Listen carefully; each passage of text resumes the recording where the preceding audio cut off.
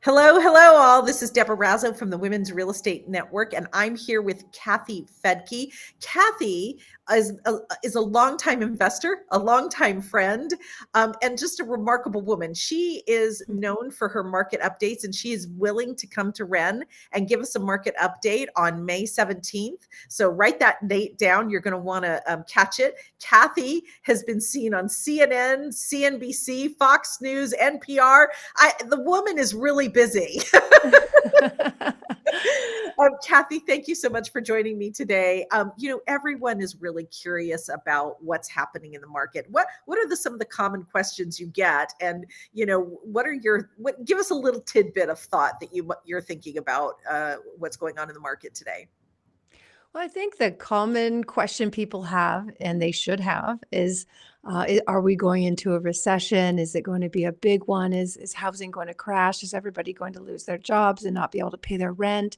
These are all legitimate questions, right? Because the Federal Reserve, Jerome Powell, has said that's kind of what he's creating. That's what he's doing. He's wanting to slow down the economy by raising the overnight lending rates, making money more expensive.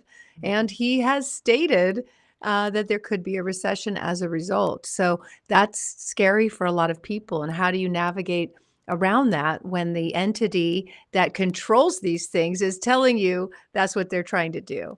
So, those are the questions. And I do have a lot of answers that I can't wait to share at your meeting. I can't wait to share either. She's going to get out her little crystal ball and share her opinions with us. It's actually more than a crystal ball. Kathy has studied the economy for a long time. In fact, I believe you were one of the people that saw the last recession coming. Is that true? Well, yes, I definitely had wonderful insight on the 2008 housing crash. With COVID, you could call that a recession, I suppose. It was definitely an interesting time. But what we saw there was I have 15 teams, property management companies that we work with nationwide at RealWealth. And I just went out to the boots on the street because nobody knew what was happening or what was going on. And the headlines were stating, 5 million foreclosures and lots of scary, scary headlines during that time. But we instead just went straight to our boots on the street property management teams. And I went into high gear. I was at home, but I was broadcasting and working probably harder than ever, interviewing the different property management teams to find out what was really going on. And what they were telling me was the exact opposite of what the headlines were saying. And this has been my journey in real estate since I began, is what the headlines are saying and what people are saying is very different from what very experienced real estate investors are saying and what is really happening. So, with what we were hearing during the pandemic was, no, we're not seeing all these evictions and foreclosures. We're seeing more demand. We have wait lists. We have rents going up. We don't know what's happening, but this is what we're seeing. And so we were able to respond to that as a real estate investment company, advising people on where to invest and who to invest with. It was really, we got to be ahead of the curve on that. And many of our investors were able to buy in these markets where prices did go up fantastically. I mean, incredibly. Some people are just now cashing in and 1031 exchanging. They made so much money, they want to put it to work. Right. So, it's definitely a crystal ball in the sense that I think RealWealth is a crystal ball because we have so many connections with people around the country who are really in this business, giving information in the way that we need to hear it. That's different maybe than the way the news delivers it because it's a different audience. Right. And I think you bring up an interesting point. I mean, the news tends to generalize things, as a nation, right? And they've always said real estate is local. And it's so amazing that you have access to all your teams in all these different markets, right? Because not every market is the same, right? They're incredibly different. They all operate very differently. And you're right, like the news media is speaking to its listener, which is generally not a real estate investor. It's an average person looking for, not that people are average, and but it's somebody who's really listening from the perspective of home ownership, and renters. So, they're thinking, is this going to affect the home that I own, or the home that I would like to be able to own? Right. That's usually the way that the news media is speaking to it. And as investors, we have a very different perspective, because when you hear things like, prices are coming down, that's not such a bad thing for an investor, right? If you're buying property, or if you're hearing that, there's more demand for rentals, or the way that the news media might say it is, there's rents are going up because there's not enough. There's a housing shortage. You're going to see that very differently if you're a renter versus a landlord. So Right. usually the news is not speaking to you as the real estate investor. I think that that's one of the things that makes your perspective very unique, because you are a real estate investor, and like myself and everyone at REN, we're looking beyond the news. We're looking for opportunities, right? Mhm. And I know that with every recession, there holds different opportunities. And I think you're going to speak a little bit about that on Wednesday, May 17th. We're going to talk about opportunities. Is that going to be like market to market? Oh, see, look, I'm trying to pry you into telling me what you're going to talk about. Well, yeah, I mean, I'm going to give a lot of data of what's really going on, and a lot of the headlines tell a very different story than the actual news article that they're reading. If you dive into it, the meat of the story is different than the headline. It's just clickbait. Like, we have to understand, like, don't just read the headline, read the article. So that's what I'll be doing, is showing the real data, and then how you can respond to that as an investor. And just to give you an idea, it seems like over the last 25 years that I've been investing, what we do is almost the opposite of what the world is thinking. And that's the niche you want to be in as an investor. Because if you're following the masses almost always get it wrong.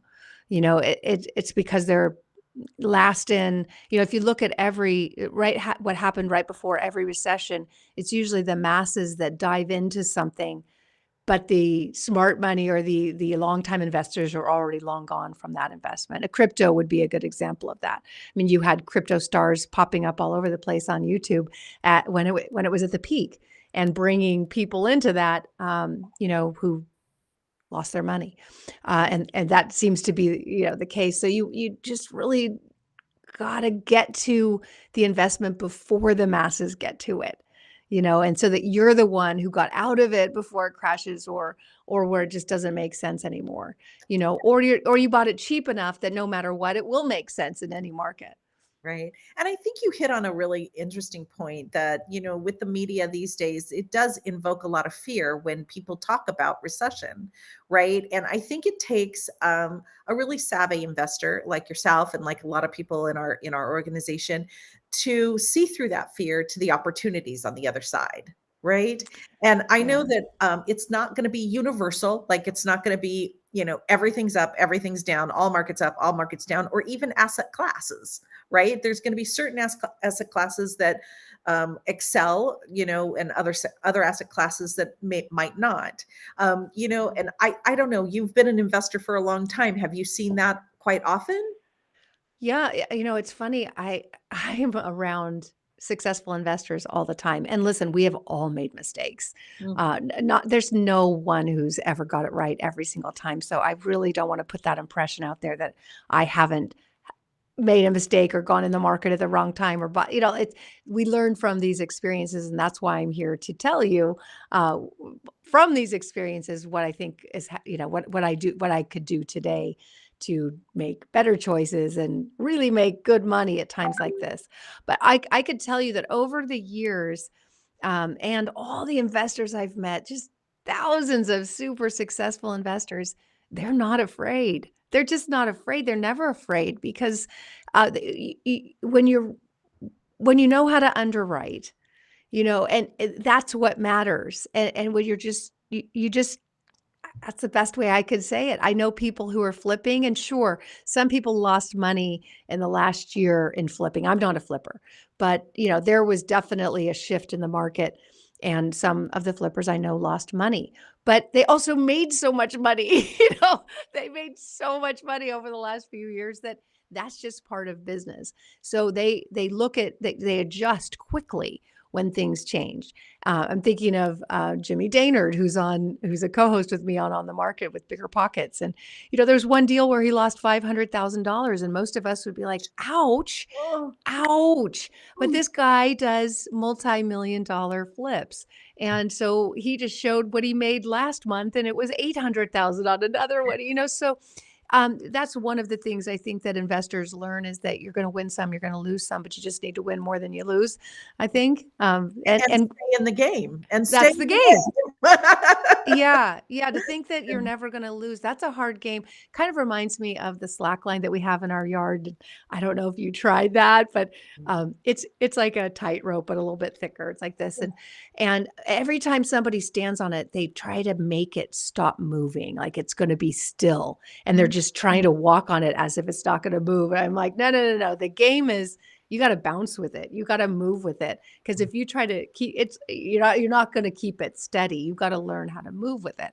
And that's how investing is. You've just got to be able to move. It's never going to just be one way all the time. You know what? I think that's how life is, Kathy. That's how I life mean, is. learn to be bendy flexy. That's all I can Yes. say, right? Because Yeah. that's how life is. The better we're equipped to bend and flex with things, the better that we can do and navigate. And I don't know where else this conversation can go other than join us May 17th and learn how to bend and flex so that you too can be successful at real estate. By the way, if you're looking to buy a ticket to our event, it's just $10 and you go to renmonthlymeeting.com. Come enjoy our company. We'll talk about the economy. Kathy's going to give us more insights as to the recession, opportunities presented, what's holding value, etc. Any last words, Kathy? Oh, I just that I can tell you I'm excited about the opportunities out there. So I'm excited to share that with you so that you can get out of fear mode and into opportunity mode. Yes. And just remember, stay flexible. Stay flexible. All right. Thank you so much, Kathy. And thank you, everyone. Just click the link below and go to renmonthlymeeting.com. And we'll see you on May 17th.